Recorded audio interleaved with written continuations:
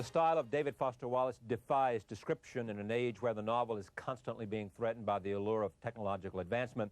He put it back on the map with his mammoth work, Infinite Jest. When he is not writing novels of extraordinary length, he is out chronicling America for publications like Harper's, Esquire, and Premiere. A supposedly fun thing I'll never do again is a collection of the pieces he has written on everything from the genius of David Lynch to tennis to the horrors of a cruise ship. I am pleased to have him back on this broadcast. Your dad is a professor of philosophy. Yeah. He was a protege of George Will's father, who also taught same school, same department, and considered him as an influence on his life. Dad's been at the University of Illinois since the early 60s, and when Dad first came, Fred Will, who's now, I think, in his 70s, was, you know, maybe in his 40s or 50s, and was a guy of major stature. And he was nice to Dad. And I think most junior academics, this is what happens, is, you know, you find older people in the department whose intellectual approach is congenial to you and who are nice to you, and you kind of become friends with them. I was a philosophy major in college, but my areas of interest were mathematical logic and semantics and stuff, which my dad thinks is kind of gibberish. So it's very weird. In a certain way, I'm following in Dad's footsteps, but I'm also doing the required, you know, thumbing the nose at the father thing. And the stuff that I was doing was really more math than it was philosophy. And I don't know whether I would have taught. If you're good enough at that, they just kind of put you in a think tank and let you write on yellow paper. There's a thing at Princeton where they hire, if they're supposedly professors, they don't teach any classes. They just sit and devise proofs. But I don't think everybody should have to teach, do you? I heartily agree with you. Yeah. I mean, I would hope we're getting away from that sort of, and then likewise, you hope that you can get away from the notion of publish or perish, too. Yeah, oh boy, don't even get me started on teaching. Teaching, you learn an enormous amount. The cliche turns out to be true. The teacher learns a lot more than the students. You do for about 2 or 3 years, and then the curve falls off sharply. And most of the older teachers that I know, except for a very few geniuses, are extremely bored with teaching and are not very interested in their students, and they're going through the motions, and the students are going through the motions. And there's a weird schizophrenia about higher education, because people are hired to teach, and to teach college students who are preparing to enter the field themselves, yet on the other hand, very often they're judged and given or denied tenure based on their own work. And I think administrators believe that the two are compatible. They're really not. They're entirely different. And the more time and energy spent on teaching, which is extraordinarily hard to do well, the less time spent sort of on your own work. I'm in a good position because I was hired. I mean, I didn't have much teaching experience. I was hired because, you know, I write a lot and publish stuff, and that's really all I care about. And I hadn't had much teaching experience, and so you learn a lot right at the beginning. But I'm coming up on, this is my 4th year, and I'm already So you've kind of burned out and bottomed out and plateaued. So all you students. I think I think I've developed an aesthetic, or I've developed a position, and I find myself saying this year the same thing I said last year, and it's a little bit horrifying. I got very lucky and got a grant, so I can take next year off as an unpaid leave, and I don't really have to confront the decision. And so what will you do with that year? I will, if past experience holds true, I will probably write an hour a day and spend 8 hours a day biting my knuckle and worrying about not writing. Worrying about not writing? Yeah. Not worrying about what to write? Right. Yeah. Worrying about not writing. Concatenation. Yeah. Respect means a lot to you. Sort of a sense that I'm taken seriously and respected for my work. You can read this in my face? Yeah. I can read it in terms of what's been written about you and what you've said. Show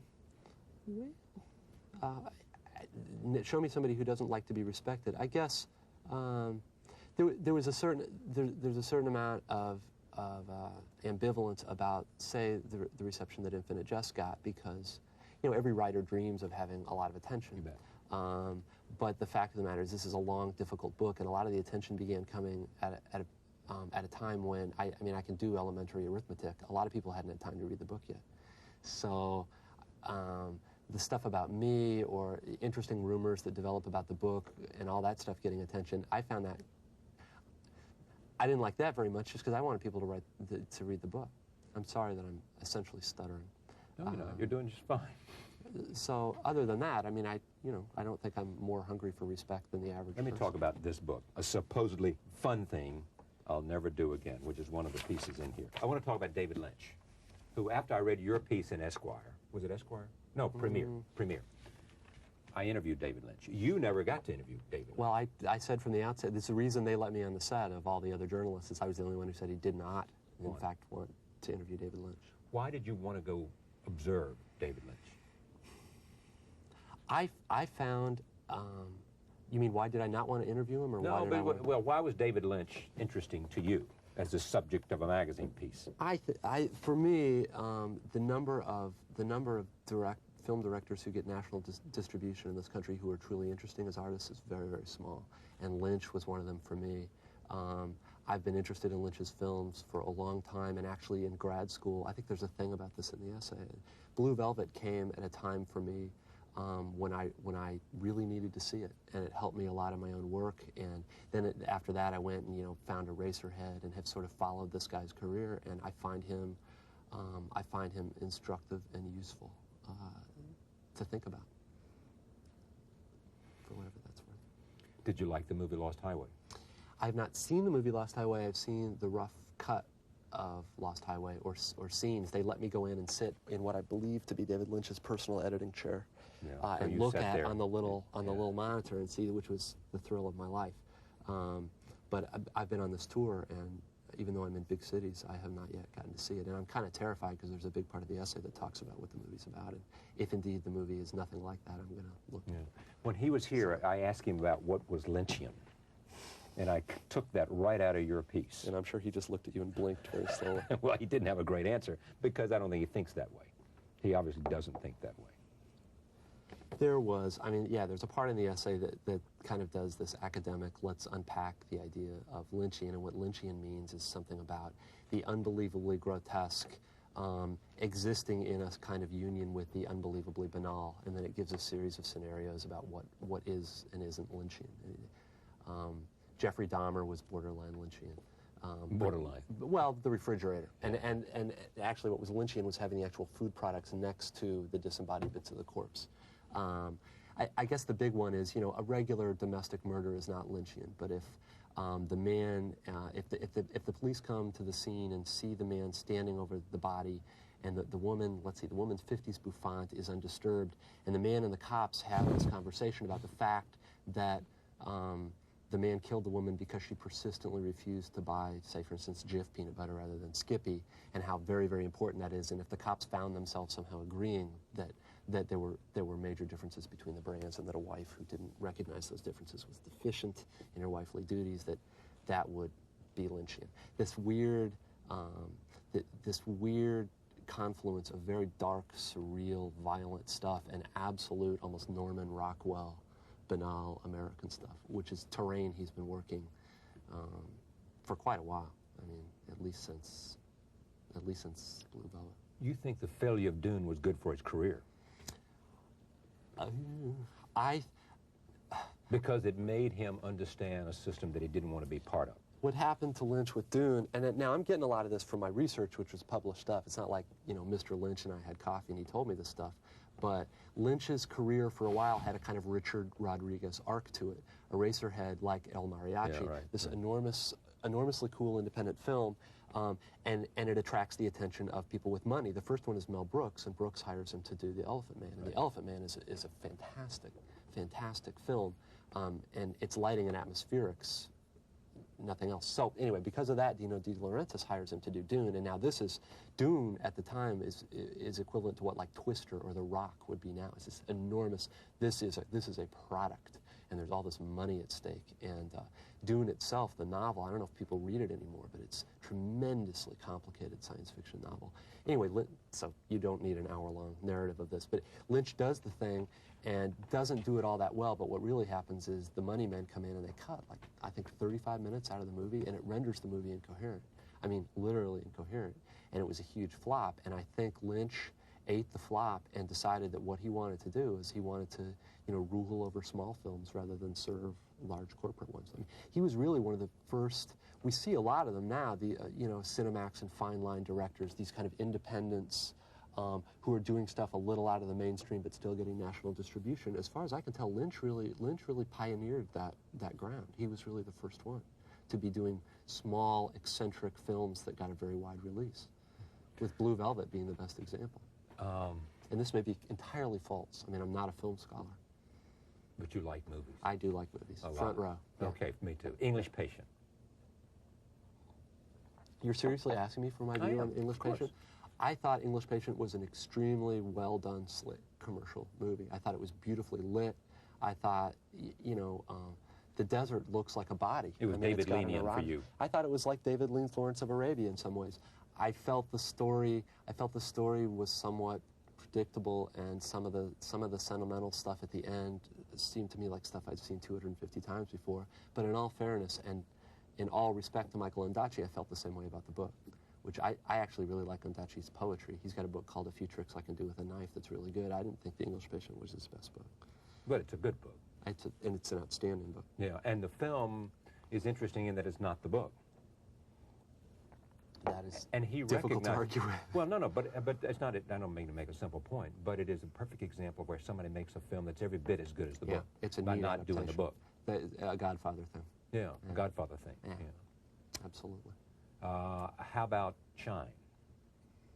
I'm going to go down 3. David. A lot of this is going to get cut out, right? Perhaps, but I'll make the decision as to what's cut out. It's funny.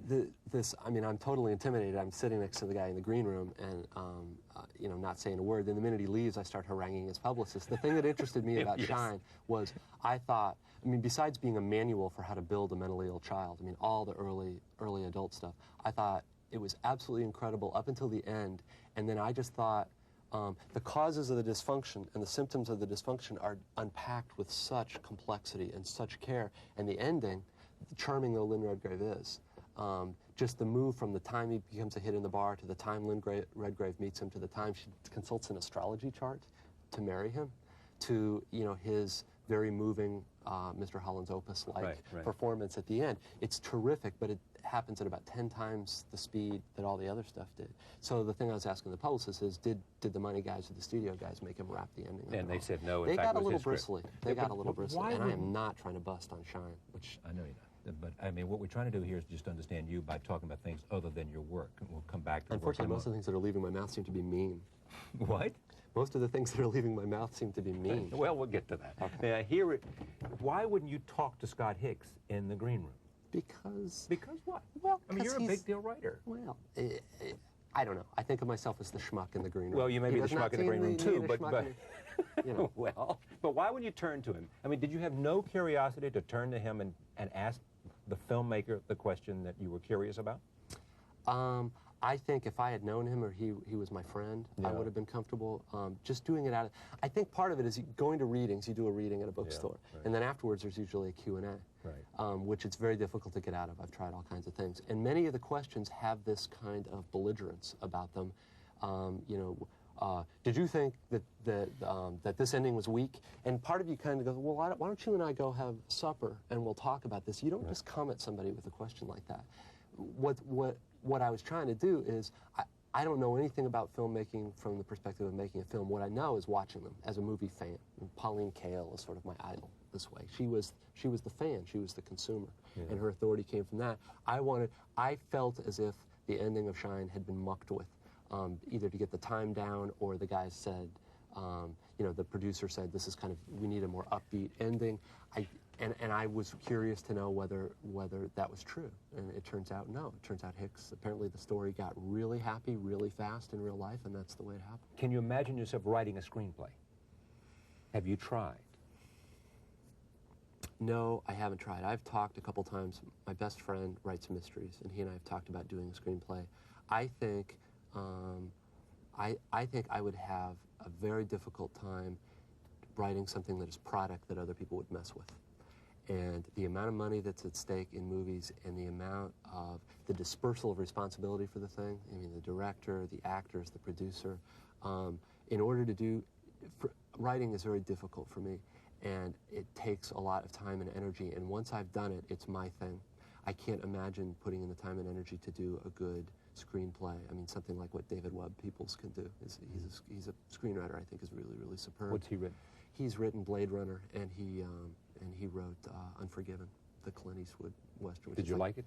I thought Unforgiven? Yeah. I thought Unforgiven is the first really smart Western since, I don't know, early Peckinpah. I did too. I loved it. What's interesting is I don't know a single female who likes the film. It's very odd. I've talked to all these people about Unforgiven. It's interesting and to I say think that females think Western, it stinks. And if you can get them to watch it, it's not a Western at all. I mean, it's a moral drama. It's, you know, it's Henry James, basically.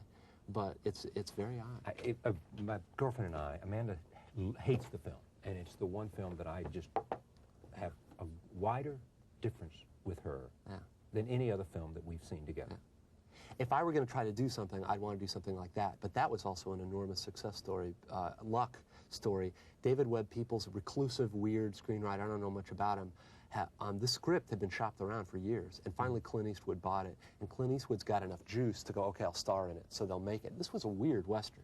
This is very cerebral for a Western. And I think the only way that it could have got made was if a star director was willing to do it. And the thing about it is, I think for every script like that that gets made, there've got to be hundreds of these really intelligent, cool scripts. Absolutely. There's not somebody that comes along who has the power to get it made. Right. Or else it gets worked on by the rewrite guys, and John Gregory Dunn's got that whole book, Monster, about, they're working on the Jessica Savage story, which became, what was it, Up Close and Personal, which was a film so bad it doesn't even have charm. Some things are so bad that they're enjoyable. This was worse than that. It was. How about writing essays? I did an interview the other night, not on television, but with Alfred Kazin.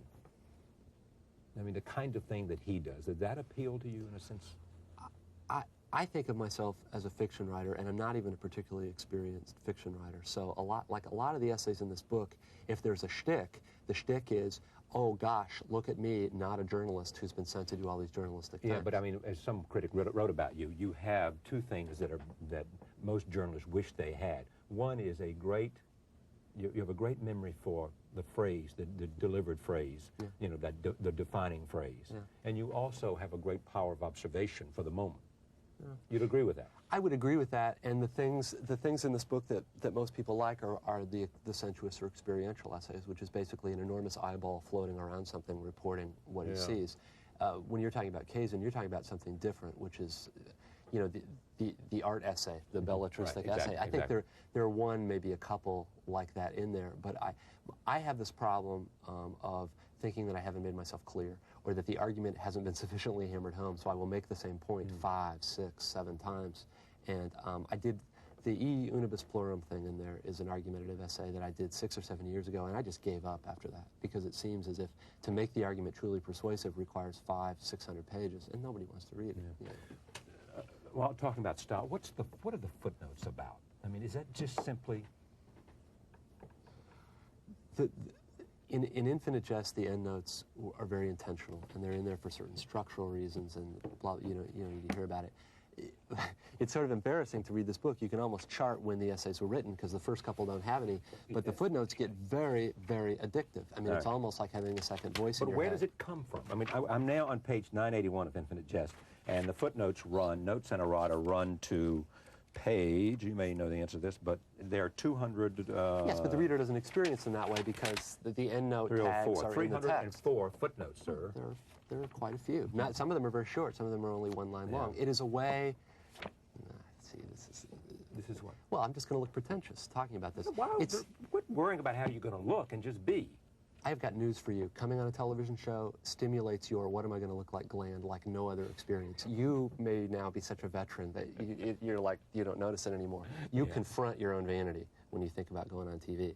So no apologies, but just that's an explanation. The footnotes, there's a way that it seems to me that reality is fractured right now, at least the reality that I live in. The difficulty about writing about that reality is that text is very linear and it's very unified. And I, anyway, am constantly on the lookout for ways to fracture the text that aren't totally disoriented. I mean, you can take the lines and jumble them up, and that's nicely fractured, but nobody's going to read it, right? So there's got to be some interplay between how difficult you make it for the reader and how seductive it is for the reader, so the reader's willing to do it. The endnotes were, for me, a useful compromise, although there were a lot more when I delivered the manuscript. And one of the things that the editor did for me was had me pare the endnotes down to really the absolutely essential. Who's your editor? His name is Michael Peach, spelled P-I-E-T-S-C-H, not like the fruit. senior editor at Little Brown, and a fine individual. What did it do to you? Newsweek, truly remarkable. What weird fun Infinite Jest is to read. The New York Times, uproarious. It shows off Wallace as one of the big talents of his generation, a writer of virtuistic talents who can seemingly do anything. That's the way I feel about you. I mean, I'm a little bit, I mean, I hear a brain at work there. Sort of, where do you want it to go? What is it? I think not exploding would be a nice start. That kind of stuff, I dissociate very well, and it's a useful talent. Writing for publication is a very weird thing because part of you is a nerd and you want to sit in libraries, you don't want to be bothered, and you're very shy, and another part of you is the worst ham of all time. Look at me, look at me, look at me, and you have fantasies about writing something that makes everybody drop to one knee, you know, like Al Jolson or something.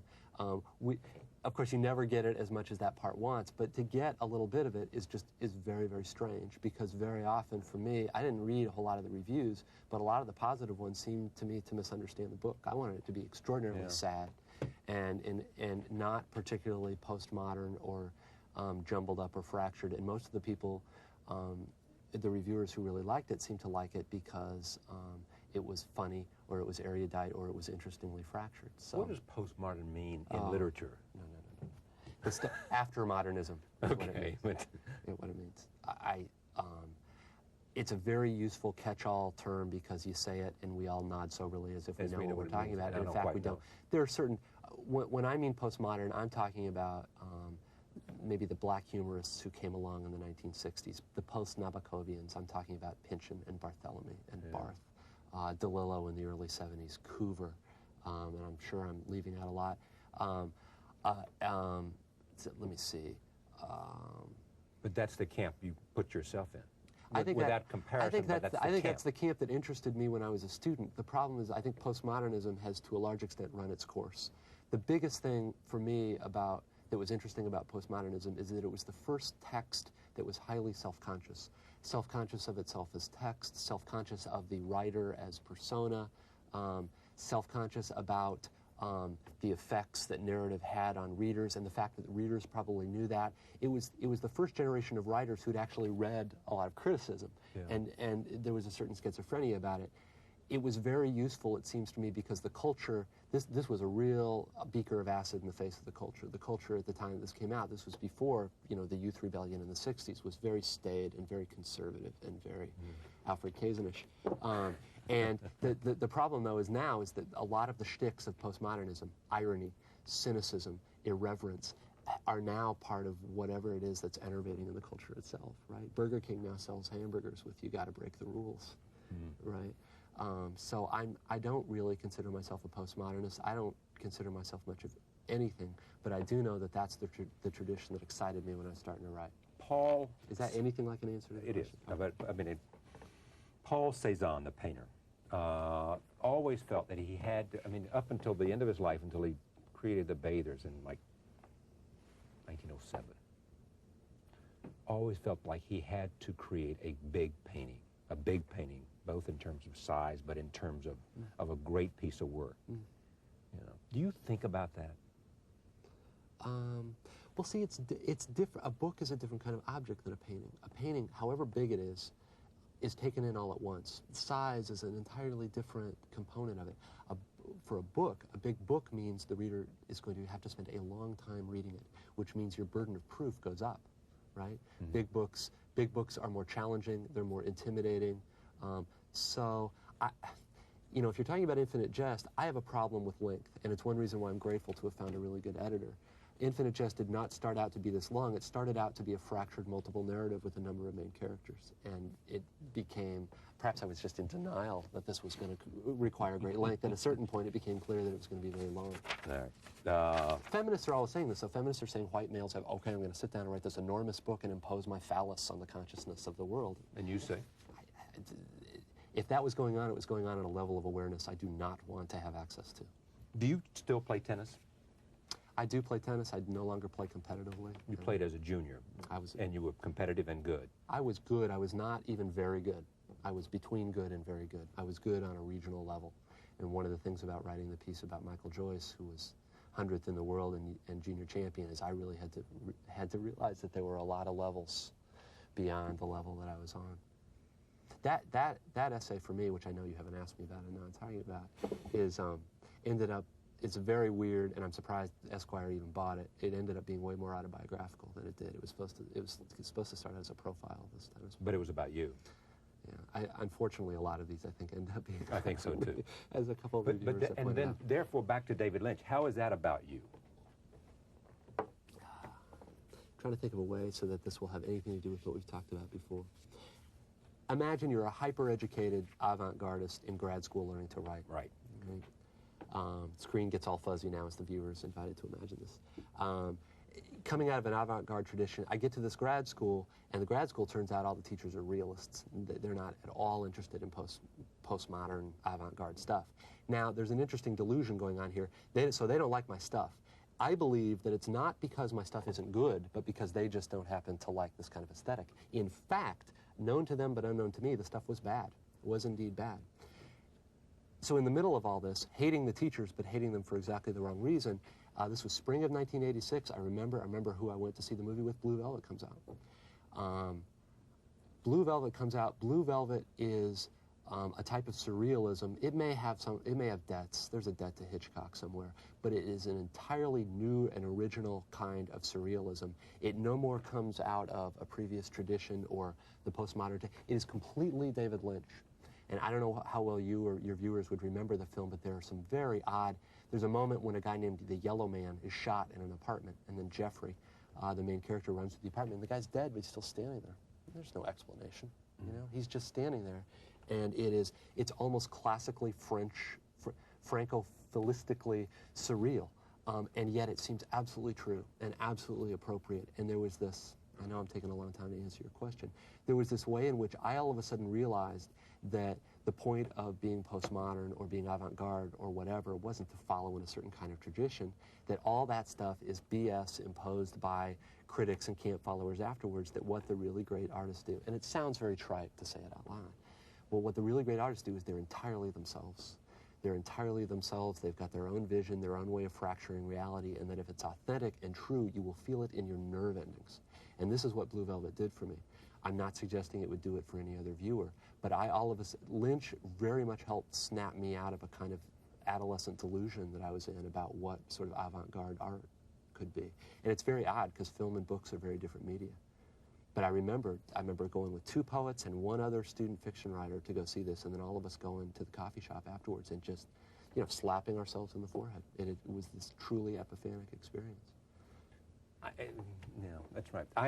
You feel the same thing when you see Lost Highway, too. I hope so. Because the same thing, and you walk out and you're saying, I have no idea. It just was an experience. And it was an experience inside of David Lynch's head. What's weird about Lynch, though, I didn't get any message. Did you see Wild at Heart? No. Yeah, I did see it. See, I don't think Wild at Heart is good at all. Yeah. Laura Dern and Nicolas Cage, and there are great performances. With Willem Dafoe in there? Willem Dafoe is in that with black stumps for teeth. I mean, there's all kinds of, and it's set up exactly the same way, and yet it falls flat. There was some magic that Blue Velvet had, and I think it has to do with the hoary old concept of a well-developed central character who is Jeffrey, Kyle MacLachlan, whereas in Wild at Heart is a weird intertextual allusion to Fugitive Kind with Marlon Brando and this Italian actress. Yeah. And there's all these arch sort of, but there weren't really any characters in it. And so I don't know. The interesting thing about Lynch is it going to be absolutely great or is it going to be cringingly horrible? And I ended up really rooting for Lost Highway. Get ready for Robert Blake in this movie. I don't know whether you've seen this movie. But the movie does, this movie does for Blake what Blue Velvet did for Dennis Hopper, who, if you remember, was in Oblivion before this movie. Yeah. And now all of a sudden, you know, he could do Coke commercials if he wanted. I don't know whether it'll do that for Robert Blake, but you mean Dennis could? Yeah. Dennis could do Coke commercials, yeah, he could. I mean, but my memory of Robert Blake is, you know, That's the Name of That Tune on Beretta or something. And now all of a sudden, they've got him made up like Max Schreck and Nosferatu. Way over time. Let me just ask one last question, though. You have gone through, in your personal life, it's kind of been to hell and back. Yes? Well, I don't think any more than most people my age. No, come on. Well, most of the people I know my age are people like me. I mean, do you look at that as simply sort of passing through the valley and coming out? I mean, come on. I think, you know, I mean, I think I I got some attention for some work that didn't really deserve it at an age when I had a hard time handling it. And it wasn't a whole lot of attention, but it seemed like a whole lot to, you know, a library weenie from the lower level of Frost Library at Amherst College. And I had a hard time with it. And I was lucky enough to have a really hard time with it at an age early enough so that there was something left in my life when it was over. Whatever that meant. If you wanted something like really exciting or sexy, there really isn't much. I just got really But were you, I mean, it was drugs and you were suicidal and the whole 9 yards, yes? Yeah, here's why I'm embarrassed talking about it. I want to know why. Not because I'm personally ashamed of it, but because everybody talks about it. I mean, it sounds like... In other words, everybody talks about it for themselves, or everybody talks about you? No, it sounds like some kind of Hollywood thing to do. Oh, he's out of the rehab and back in action. No, I didn't say anything about rehab. You know, I said something about the course that took you from Amherst College to back to Illinois. I did some recreational drugs. I didn't have the stomach to drink very much, and I didn't have the nervous system to do anything very hard. Yeah, I did some drugs. I didn't do as many drugs as most of the people I know my age. What it turned out was I just don't have the nervous system to handle it. That wasn't the problem. The problem was I started out, I think, wanting to be a writer and wanting to get some attention, and I got it really quick. And realized it didn't make me happy at all, in which case, why am I writing? You know, what's the purpose of this? And I don't think it's substantively different from the sort of thing, you know, somebody who wants to be a really successful cost accountant, right, and be a partner of his accounting firm and achieves that at 50 and goes into something like a depression. The brass ring I've been chasing does not make everything okay. So that's why I'm embarrassed to talk about it. It's just not particularly interesting. It's what it is very, very average. Do you see yourself chasing a brass ring now? This is what's very interesting is there's part of me that wants to get attention and respect. It doesn't really make very much difference to me because I learned in my 20s that it just doesn't change anything, and that whatever you get paid attention for is never the stuff that you think is important about yourself anyway. So a lot of my problems right now is I don't really have a brass ring, and I'm kind of open to suggestions about what what one chases then. There are real abstract ideas about, you know, what art can be and the redemptive quality of art and, you know, kindness to animals and, you know, all the cliches that we can invoke. But it's, the people who most interest me now are people who are older and who have sort of been through a midlife crisis. They tend to get weird because the normal incentives for getting out of bed don't tend to apply anymore. I have not found any satisfactory new ones, but I'm also not getting ready to, you know, jump off a building or anything. Well, that's good news. David Foster Wallace, a supposedly fun thing I'll never do again. Essays and arguments by the author of Infinite Jest. Thank you. Thank you. Thank you for joining us. We'll see you next time.